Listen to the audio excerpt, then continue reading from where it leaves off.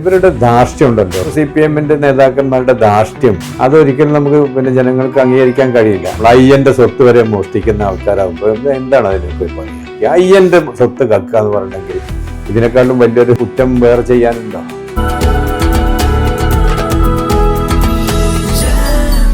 Jam June Hypermarket, exceeding expectations. ഈ തെരഞ്ഞെടുപ്പിൽ മങ്കട മണ്ഡലത്തിൽ മാത്രമല്ല കേരളത്തിലാകെ UDF-ന് മിന്നുന്ന വിജയമാണ് കിട്ടിയിട്ടുള്ളത്.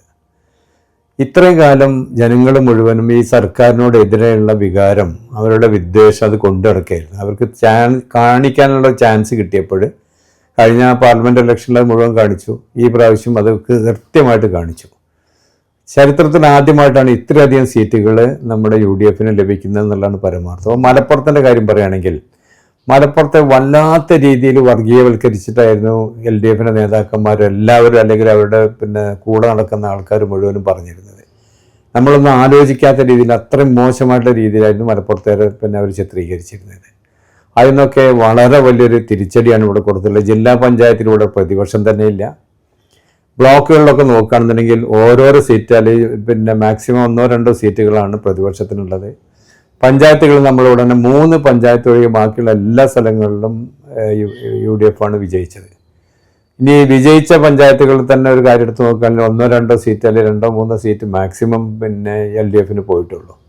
ഇത് ജനങ്ങളുടെ ഒരു വികാരമാണ്. വളരെ ആത്മാർത്ഥമായി ജനങ്ങൾ ഈ സർക്കാർ ഇവിടെ നിന്ന് മാറണം, ഇനി അവരെ ഒരിക്കലും നമുക്ക് വെച്ച് പൊറപ്പിക്കാൻ കഴിയില്ല എന്നുള്ളതിൻ്റെ അടിസ്ഥാനത്തിലാണ് ഇത്രയും വലിയൊരു രീതിയിലുള്ള ഒരു വോട്ടിംഗ് അവർ നടത്തിയിട്ടുള്ളത്. ഒരു സംശയമില്ല, ഇത് നിയമസഭയിലേക്കും ഇതേ രീതിയിൽ തന്നെ കണ്ടിന്യൂ ചെയ്ത് പോകും. UDF വലിയ വിജയത്തോടു കൂടി വീണ്ടും അധികാരത്തിൽ വരുന്നതിന് ഞങ്ങളൊക്കെ പ്രതീക്ഷിക്കുന്നത്. നമ്മുടെ അങ്ങാടിപ്പുറം പഞ്ചായത്തൊക്കെ നല്ല മിന്നുന്ന വിജയമാണ്. കാരണം UDF-നെ കുറിച്ച് കുറേ അപവാദങ്ങൾ പ്രചരിപ്പിച്ചിരുന്നു. CPM നേതാക്കളെ, ഉദ്യോഗസ്ഥരെ കുറേ ബുദ്ധിമുട്ടിച്ചു, സെക്രട്ടറിനെ നിരവധി തവണ മാറ്റി. നമ്മൾ അങ്ങാടിപ്പുറം പഞ്ചായത്ത് മാത്രമല്ല, ഇവിടെ UDF ഭരിക്കുന്ന പല പഞ്ചായത്തുകളിലും ആൾക്കാർ കൊടുക്കുന്നുണ്ടായിരുന്നില്ല. സെക്രട്ടറിമാരില്ല, അല്ലെങ്കിൽ എഞ്ചിനീയർമാരില്ല. ജനങ്ങളുമായിട്ടാണ് യുദ്ധം പ്രഖ്യാപിച്ച രീതിയിലായിരുന്നു അവർ ഇതിനെ നടത്തിയിരുന്നത്. ഞങ്ങൾ പല പ്രാവശ്യം മന്ത്രിമാരൊക്കെ കണ്ട് സംസാരിച്ചിട്ടുണ്ടെങ്കിൽ തന്നെ തരാമെന്ന് പറയാമെന്നല്ലാതെ ഒരിക്കലും അത് കൃത്യമായിട്ട് ആൾക്കാർ മുഴുവൻ തന്നിരുന്നില്ല.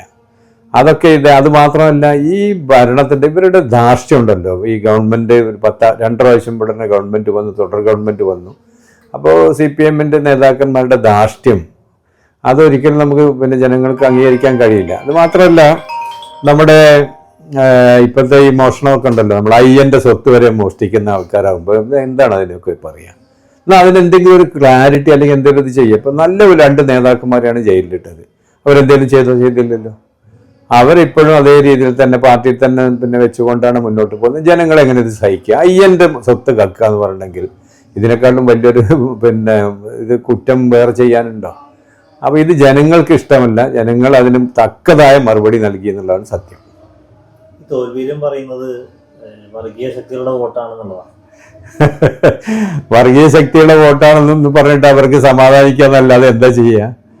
ഇപ്പം അവർ പറയുന്ന വെൽഫെയർ പാർട്ടി നമ്മളെ കൂട്ടരങ്ങാടി പഞ്ചായത്തിൽ കഴിഞ്ഞ പ്രാവശ്യം അവരുടെ അധികാരത്തിലുള്ള സമയത്ത് അവർ കൂടെയല്ല ഭരിച്ചിരുന്നത്. നമുക്കൊക്കെ അറിയുന്നല്ലേ.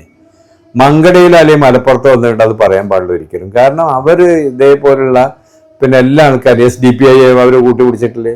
പല സ്ഥലങ്ങളിൽ SDPI കൂട്ടുപിടിച്ചിട്ടുണ്ടല്ലോ. അതുപോലെ തന്നെ വെൽഫെയർ പാർട്ടി, PDP ഇവരൊക്കെ ഉണ്ടല്ലോ. ഇങ്ങോട്ട് വെറുതെ ഞാനിട്ടാൽ ബർമുദ, നിങ്ങൾ ഇട്ടാൽ ട്രൗസർ എന്നുള്ള ആ ഒരു രീതിയിലേക്ക് ശരിയല്ല. അത് ഇടതുപക്ഷം എപ്പോഴും അവർ ഇതേപോലെ തന്നെയാണ് അവരുടെ രീതി.